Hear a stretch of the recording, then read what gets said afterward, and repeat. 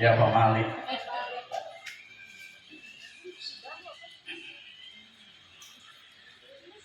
Assalamualaikum warahmatullahi wabarakatuh.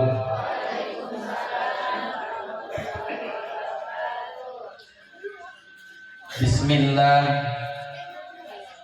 Alhamdulillah. Alhamdulillahilladzi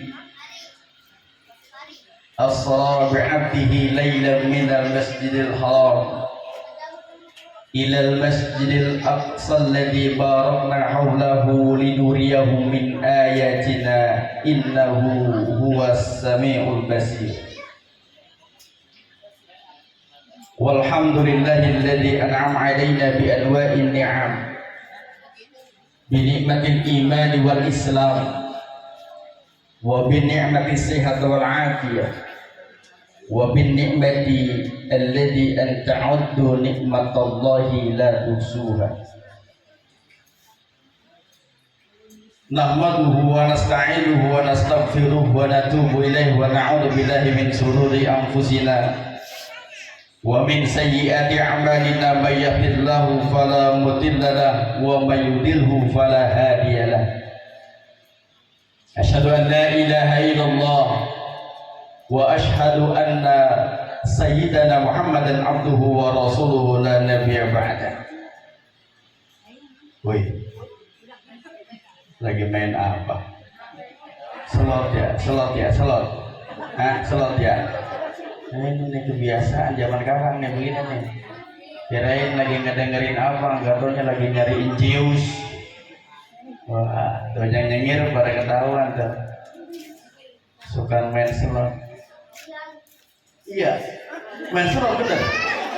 Oh, parah mah. Anak kesabi. Malu ada malu di sini, malu ada malu. Hah? Ada bermainnya. Wah, pantesan.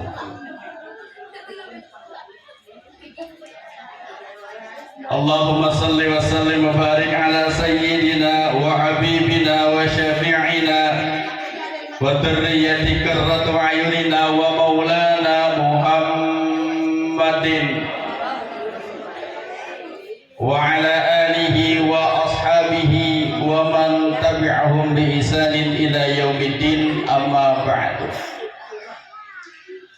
Faya hadratal mukarramin, para alimil ulama, wabil khusus yang sama kita hormati dan Allah muliakan, yakni al-karam wal muhtaram al-Ustadz Haji Mashku Sadat Ali MA.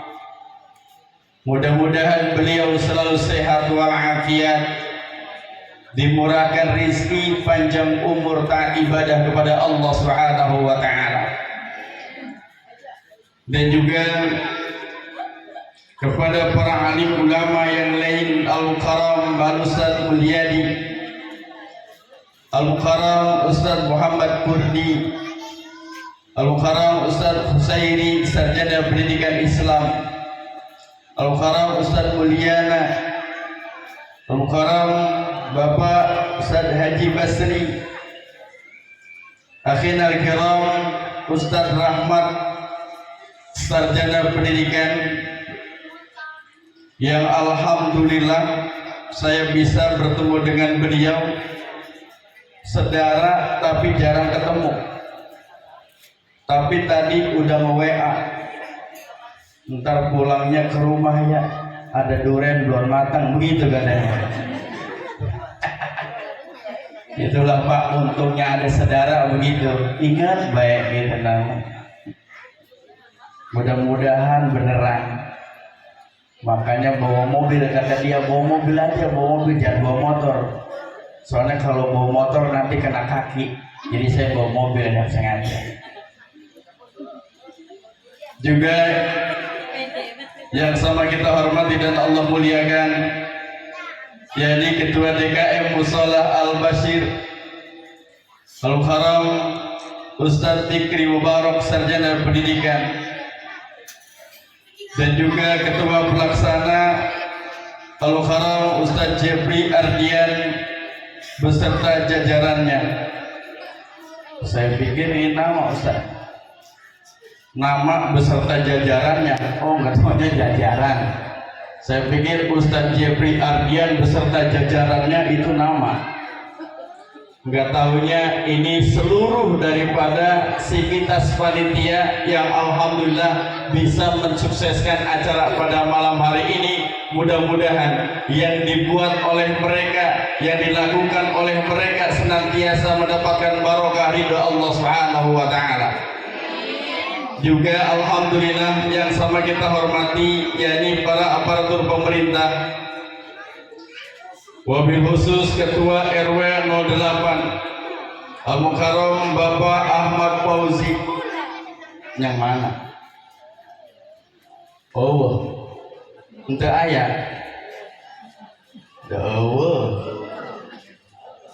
sugan kali itu sugannya cek di itu sugan kali ninggalnya di dia di itu. Juga Ketua Lingkungan wabil khusus di RT 02 Al-Mukarram Bapak Usman ada. Alhamdulillah, RT yang senantiasa mensupport kegiatan-kegiatan agama, insya Allah kita dukung. Kalau belum mati jangan kita kubur, betul? Nah begini kita resep nih. RT kalau kumpul-kumpul tempat begini berkah, masya Allah luar biasa. Mudah-mudahan kampung kita juga kampung yang turunkan keberkahan oleh Allah Subhanahu wa taala. Dan juga seluruh para asatid wal asatidah, tokoh agama, tokoh masyarakat dan jamaah yang mohon maaf kami tidak sebutkan satu persatu, namun insya Allah tidak mengurangi rasa hormat dan takdim kami. Wabil khusus yakni Bang Jarmi beserta babanya, alhamdulillah ada di sini selaku penghubung daripada saya bisa silaturahmi ke sini. Saya sering lewat di Bojongkulur, baru tahu kalau di sini ada kampung. Saya pikir di sini full komplek, nggak taunya ada kampung yang masya Allah berkah, musolanya cakep. Yakin di sini semua warganya adalah warga yang beriman kepada Allah Subhanahu wa taala.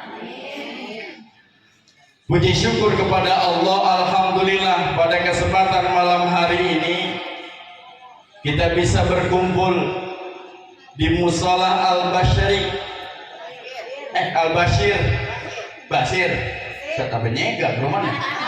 Memang salah dikit banget. Bashir, iya. Musola Al-Bashir, bukan Basri. Musola Al-Bashir. Tentu ini adalah izin dari Allah, qadrat dari Allah pada kesempatan malam hari ini, yaitu kita berada di tanggal bulan Sya'ban. Tanggal berapa, Bu? Orang tahu. Tanggal berapa, Bu, sekarang? Tanggal 9 bulan apa? Roah. Iya, orang dulu mah Roah. Tanggal 9 bulan Sya'ban. Bentar lagi kita nisfu Sya'ban. Di sini sokan ada nisfu Sya'ban. Alhamdulillah. Di belah ono udah orang ada, Pak. Di sini mah masih ada, alhamdulillah. Di sono mah kaci berantem dulu.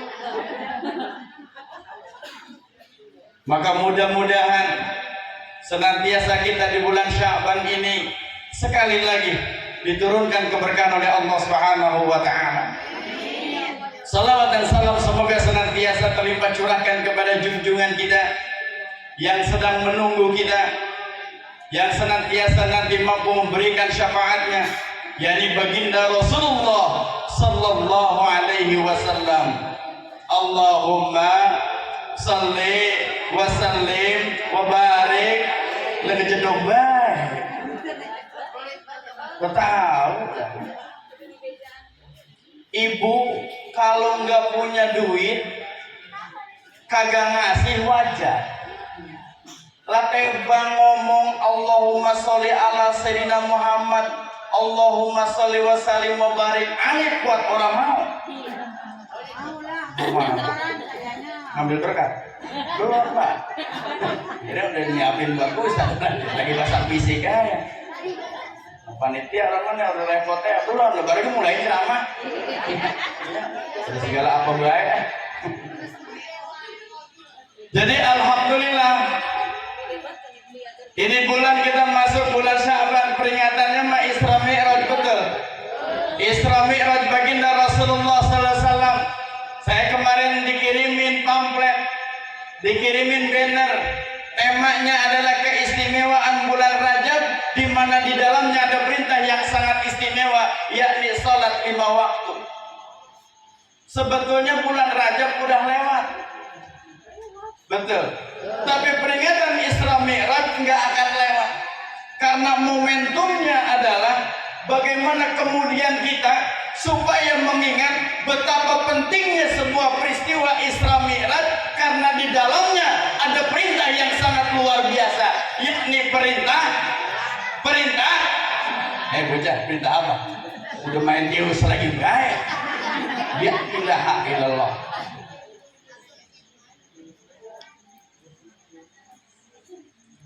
Kita di bulan Rajab diperintahkan oleh Allah untuk melaksanakan salat yang kita kerjakan berapa waktu?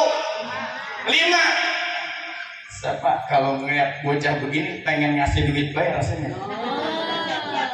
Tuh siap-siap bocah. Ya, ntar panitia tuh udah mulai loh. Nah ini penceramah ngasih duit ini. Dapat panjar belum apa belum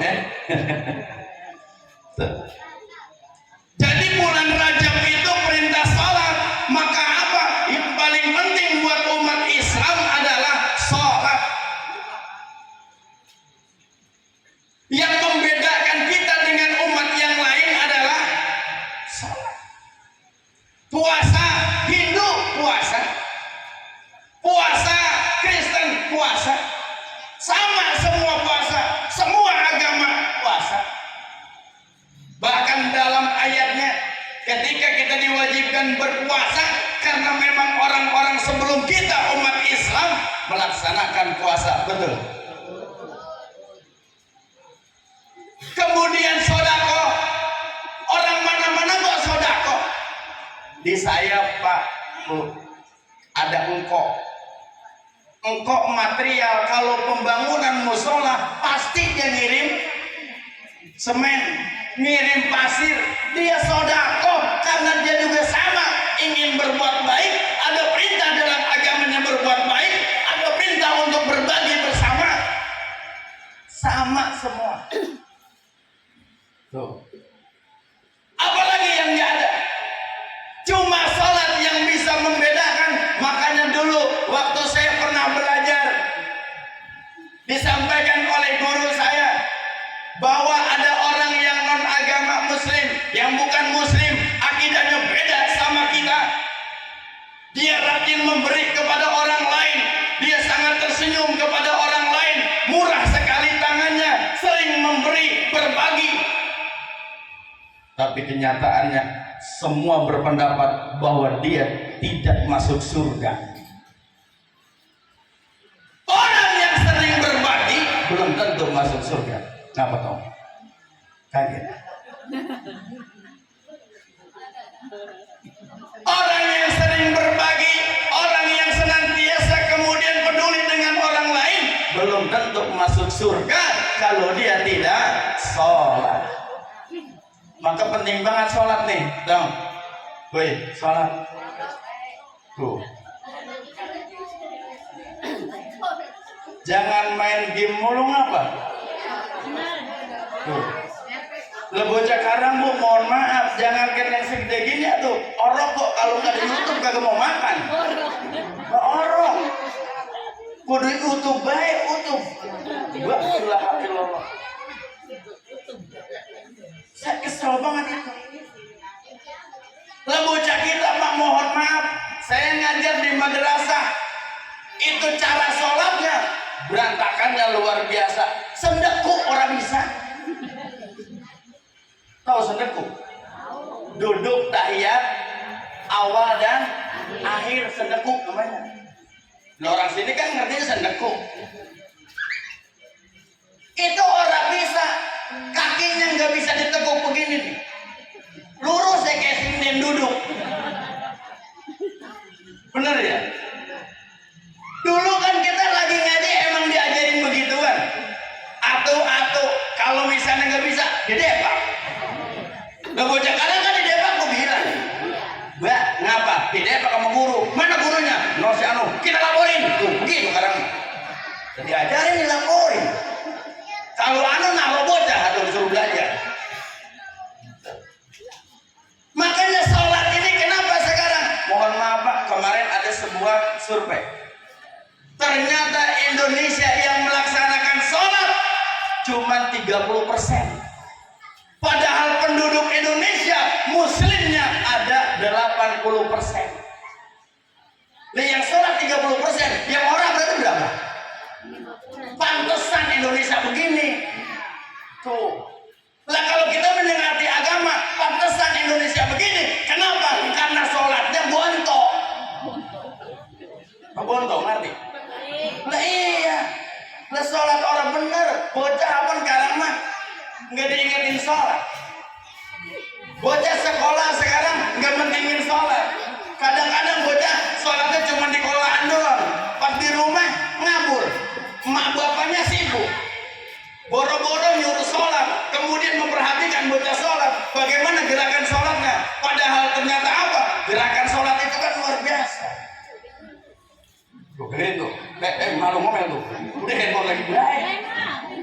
Iya bu, main bu. Iya bagian, pertama ngomel sih. Di rumah kan susah ngomel ya. Di sini mah gampang. Udah main tuh, ngomel terus. Bagian, kita mau lipat di mana lagi ngomel bocah bagian. Kenapa Pak? Karena kelemahannya sekarang begini. Mohon maaf, ngaji nggak pakai kitab Sapina. Bocah sekarang nggak kenal yang namanya Fathul Qorib. Bocah sekarang nggak kenal itu yang namanya buku-buku begitu. Bocah sekarang nggak kenal yang namanya Sifat 20. Kagak kenal. Makanya adabnya bobrok. Kenapa? Karena nggak ada pelajaran adab. Lah di sekolahan Pak sama karena begitu. Orang ada pelajaran adabnya. Tuh. Ini kelemahan kita. Makanya apa? Beruntung ada musola. Kenapa? Di sini diajar. Paling enggak, biar kata dia main handphone, tapi dia masih ngaji. Bener nggak Tom? Bener nggak? Handphone jalan terus, tapi ngaji tidak berhenti. Betul? Masih ada bagusnya. Daripada ada bocah main handphone mulu kagak mau ngaji. Tuh, Masya Allah Pak. Sekarang itu Allah Karim. Bapak Ibu, itu harus diteliti itu handphone. Isinya apa? Bocah sekarang mau pinter. Apa? Di TikTok. TikTok. Nenek-nenek pinter banget kan? Saya pernah melihat tuh di aplikasi saya nggak ada TikTok, nggak ada. Udah saya hapus, saya kejar pisang. Awalnya saya tertarik dengan TikTok, apa sih TikTok? Saya buka TikTok, pas lihat begini, asal babanya masuk pintu ditutup, break lagi belajar. Asal giliran orang tuanya keluar, pintunya geruk, di belakang pintu ada handphone. Giliran babanya masuk mah lagi belajar, giliran babak keluar ditutup pintunya, di sini lagi digantung handphonenya. Ya, gila tuh akal kayak gitu. Terus Pak, yang naudzubillahi min dzalik. Ini hati-hati dengan anak kita. Kenapa? Karena di dalam handphone ternyata sekarang bejatnya luar biasa. Dulu mohon maaf, ini bahasa agak kasar sedikit. Ada anjing masuk kampung dulu lagi zaman saya masih kecil, habis dikejar-kejar. Bener ya?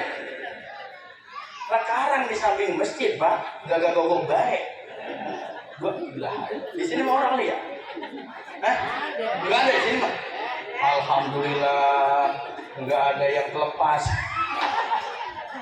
Tuh, dulu kan begitu. Termasuk mohon maaf, Dulu itu rapi-rapi. Mohon maaf, sekali lagi bahasa kasar. Orang telanjang dulu nggak boleh. Ya kan ya? Orang telanjang dulu nggak boleh. Apik-apik. Lah sekarang Pak gambar telanjang masuk kamar. Itu di handphone emang apa? Ya kan ya? Aplikasinya mah rawi, hadis, Al-Quran, giliran dibuka. Tuh Pak, apa nggak hancur Pak kita ini? Maka kita lagi dijajah. Untuk itu PR buat kita sebagai orang yang ngerti agama, bagaimana agar generasi kita ini terjaga dari sholatnya. Jangan sampai mereka itu lepas sholat. Bu, ibu lebih bahagia anak sembahyang apa anak ranking 1? Hah? Dua-duanya? Mau bakalan bu, ranking 1 mah jauh. Lemahnya gue ranking 30. Tapi kan kalau sembahyang mah pasti. Ya kan ya? Lah kalau ranking mah lah susah. Emang uratnya ranking 30. Banyak banget. Tuh. Zaman sekarang orang nggak bangga anaknya sholat. Sekali-kali dibangga disatusin mulu. Akhirnya apa? Habis pahalanya. Iya ilah, baru ke 2 rakaat bocah disatusin emaknya. Alhamdulillah toh katanya ahli ibadah. Baru ke sekali sembahyang udah ahli ibadah.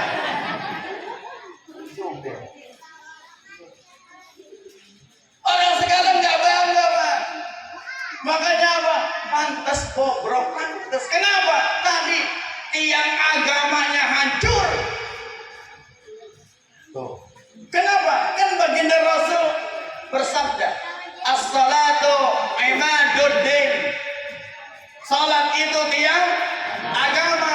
Faman aqamaha faqad aqamadin. Barang siapa yang mengerjakan salat, melaksanakan, mendirikannya, maka dia telah menegakkan agama. Sekarang kenapa agama hancur? Karena yang salat jarang. Pantas sekarang ini kenapa agama kita sedang bobrok? Karena yang salat bisa dihitung dengan jari. Kan masih banyak banget yang sholat setahun sekali. Di sini mau orang kali ya? Di sana mau banyak Pak. Banyak. Kain tuh baru banget. Ya Allah. Kapan itu? Idul Fitri doang. Datang pakai kain baru banget masih. Songkok baru. Kebalik mereknya. Emang gak pernah biasa pakai kain aja? Ini masih banyak ternyata. Kenapa? Tadi. Maka hikmah daripada Isra Mi'raj, sholat ini penting banget. Kalau bisa mah jangan ditinggalkan dah tuh yang sembahyang mah. Yang namanya sholat kalau bisa jangan ditinggalkan. Ibu, bapak bahagialah dengan anak-anak yang mengaji. Kenapa? Karena nanti pada saat kita nggak ada, mereka yang akan mendoakan kita. Kalau mereka ahli handphone, mereka ahli IQ dan lain sebagainya, intelektual, tapi kalau nggak ibadah, nggak punya iman, kalau kita mati, kita mau diapain coba? Zaman sekarang ngajiin muliin aja susah. Borok kata keluarganya, muliin susah. Ribut dah akhirnya. Mahal banget Ustaz, ngajiin segini. Anakmu aja nggak bukan bisa ngaji. Segala Ustaz disalahin. Tuh. Kan kamu begitu Pak ya? Kata mahal buat katanya Ustaz. Masa ngaji katanya semalam segini. Bukan masalah semalam segini. Dasarnya keluargamu nggak sanggup ngaji. Coba kalau keluarga semua bisa ngaji, murah apa mahal? Kan murah, nggak pakai bayar.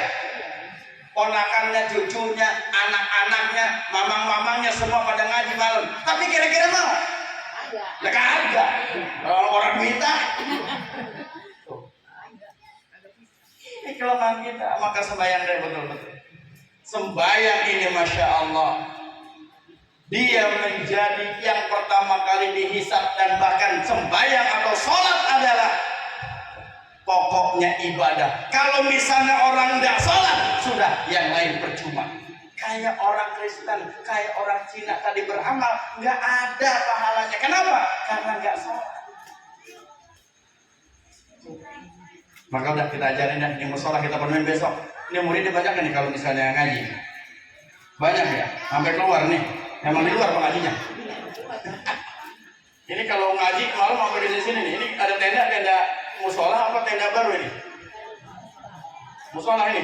Berarti emang benar-benar sampai keluar nih. Sampai ke sono-sono no. Mama juga sama sampai sono kalau ngaji. Wah, ilah mama sih ya. Bener dah berkah. Maka itu bener kita perhatiin. Termasuk gerakannya Pak. Nauzubillah min dzalik, jangan sampai kita biarin. Mohon maaf ini sepele doang Pak ya. Ini sepele. Karena saya begini.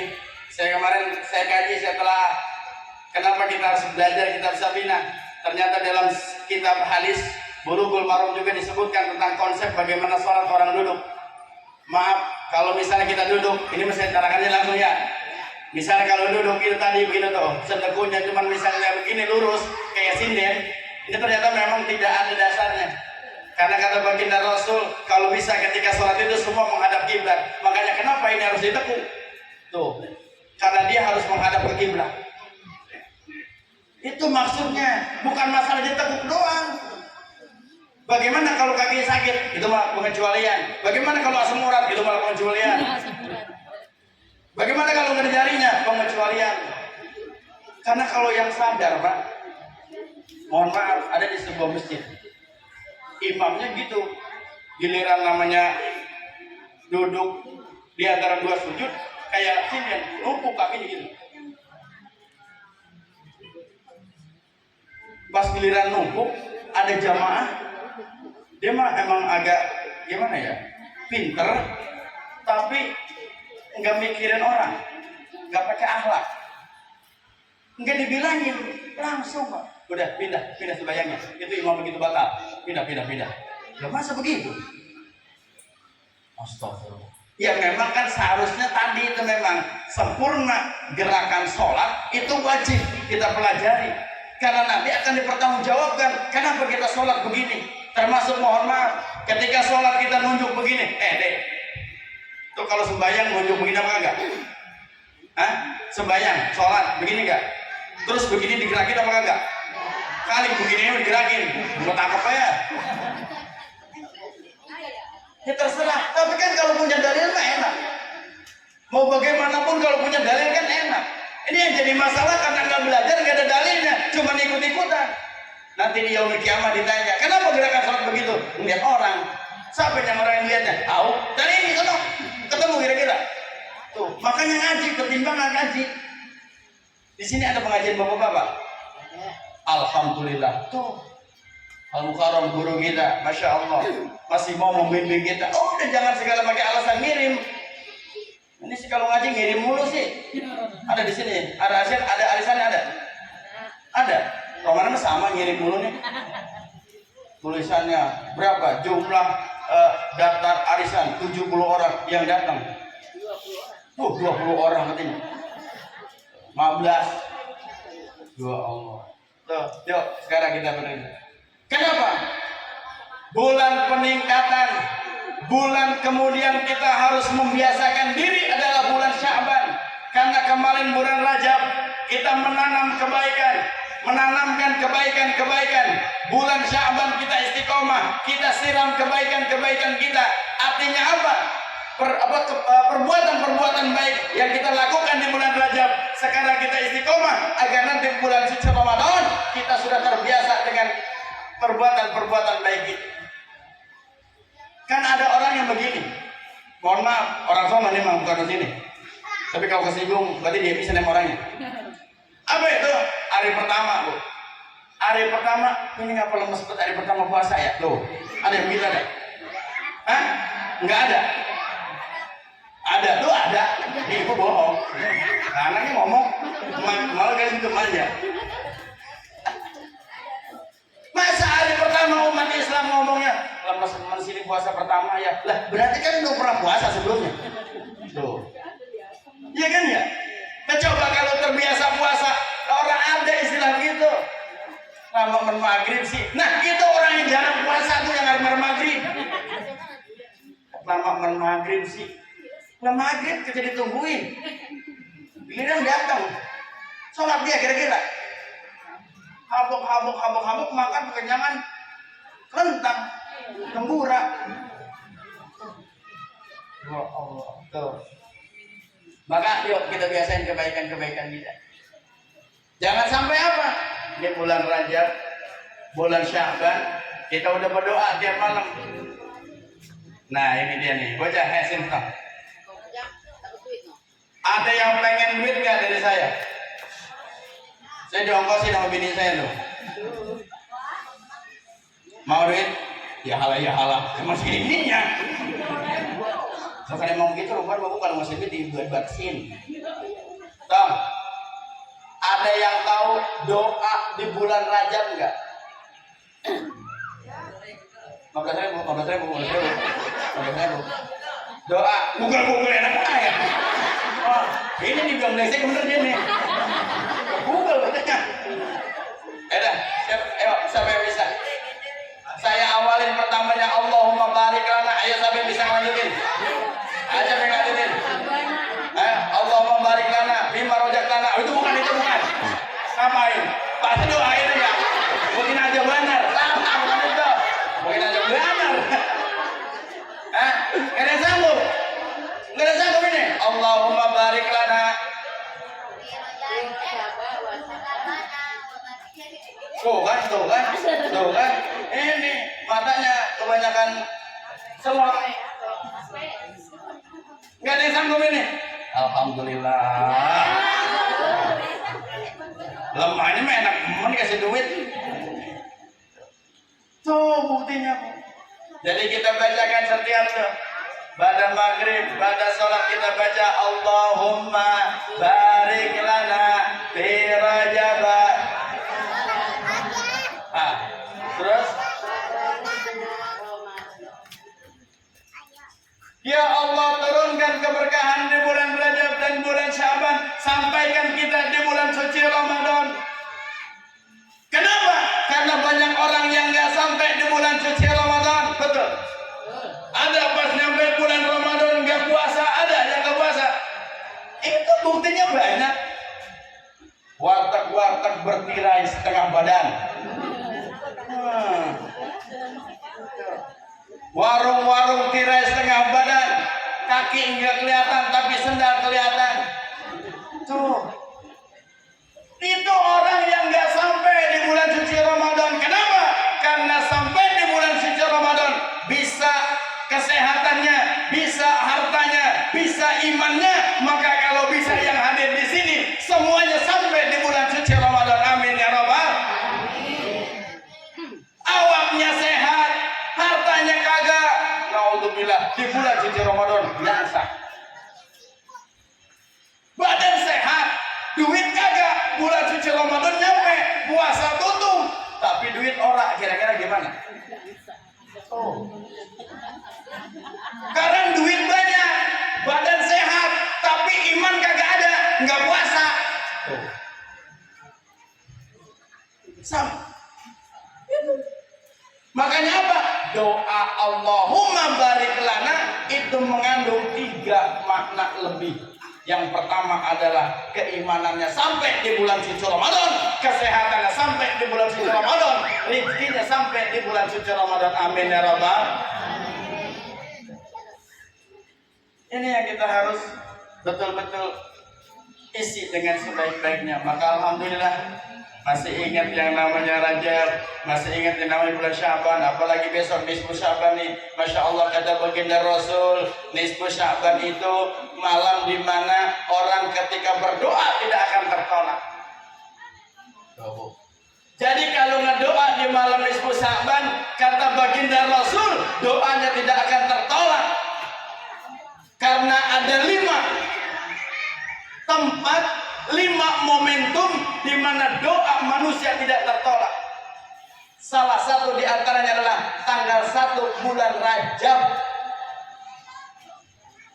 Tahun ini Pak berbarengan dengan tanggal 1 Masehi kan? Tahun ini bareng sama Januari. 1 Januari, 1 Rajab. Kemarin banyakkan orang pesta atau banyak orang zikir? Padahal malam tanggal 1 Rajab itu doa dikabulkan. Yang lain mah pujes. nyiapin arang, nyiapin tusukan, apa ditusuk? Pesta sedemikian rupa, meriah luar biasa. Dia lupa malam itu adalah malam tanggal 1 Rajab. Ini kebanyakan umat Islam, ya Allah.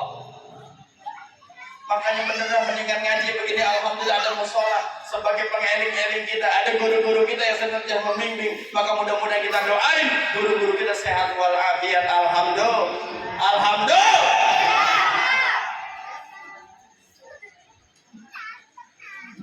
Kemarin tanggal 1 Rajab, sekarang besok nisfu Sa'ban. Doa kita malam nisfu Sa'ban tidak akan tertolak oleh Allah, termasuk malam Jumat. Dan yang kedua yang pertama tanggal 1 Rajab, yang kedua malam nisfu Sa'ban, yang ketiga malam Jumat, yang keempat adalah malam Idul Fitri dan malam Idul Adha. Itu doa yang tidak tertolak. Dan bahkan dalam kisah yang lain ada disebutkan bahwa pada malam hari itu ruh-ruh keluar, datang ke rumahnya, datang di depan pintu, ngelihat keluarganya, apakah mereka berdoa atau tidak. Jadi malam yang kelima itu, pertama tanggal 1 Rajab, nisfu Sa'ban, malam Jumat, malam Idul Fitri, malam Idul Adha. Bahkan dalam riwayat yang lain itu katanya ruh datang ke rumah, kemudian dia ngelihat yang isi rumahnya, ngelihat ahli warisnya, ngelihat ahli-ahlinya, keluarganya di situ berdoa atau tidak. Dia memohon kepada keluarganya, wahai rahmati aku dengan apa? Sedekah. Tuh. Makanya kemudian orang tua kita diajarin sama gurunya, kalau malam hari Jumat sedekah, Idul Fitri, Idul Adha pada sedekah tuh disebutkan namanya tuh ya. Ya kan ada banyak tuh sedekah disebut namanya bulan dan bulan. Ada kali 20 mengererot. Disebutin nama yang ngumumin DKM. Ini dan bulan 20 pas dibuka 20.000. Terus orang ada berapa duit itu? Amplop isi 20.000, ahli kuburnya ada 20, dan sekarang saya ahli 1.000. Ya Allah. Tapi itulah memang kebaikan-kebaikan yang harus kita kerjakan. Maka apa? Yuk amalkan terus. Amalkan sunnah-sunnah baginda Rasulullah Sallallahu Alaihi Wasallam. Udah jam berapa ini? Maghrib. Nah, oh tanggal 22, jam 22. Udah ya? Udah sore ya? Udah malam ya? Udah ya? Besok kola enggak? Enggak. Hari Minggu sampai mau kola. Ya, berarti kita udahin dulu ya. Insyaallah nanti kita lanjutkan kapan-kapan lain waktu. Mudah-mudahan ada kesempatan. Mohon maaf para guru semua yang hadir di sini. Kalau seandainya apa yang saya sampaikan ada kesalahan, mohon maaf yang sebesar-besar. Hanya inilah kemampuan kami. Sekali lagi mengingat waktu. Pokoknya kalau ngaji jangan banyak-banyak dah. Ya nanti ongkek. Nanti kalau bawa kebanyakan ongkek, nggak dibawa pulang, kita lupa semua. Kalau dikit makan lumayan bisa dibawa pulang, bisa diamalkan. Yang terpenting adalah jaga generasi kita dari sholat. Jangan sampai mereka nggak sholat. Nauzubillahi min dzalik. Wallahu a'lam bishawab. Wallahu muwaffiq ila hidayah. Assalamualaikum warahmatullahi wabarakatuh.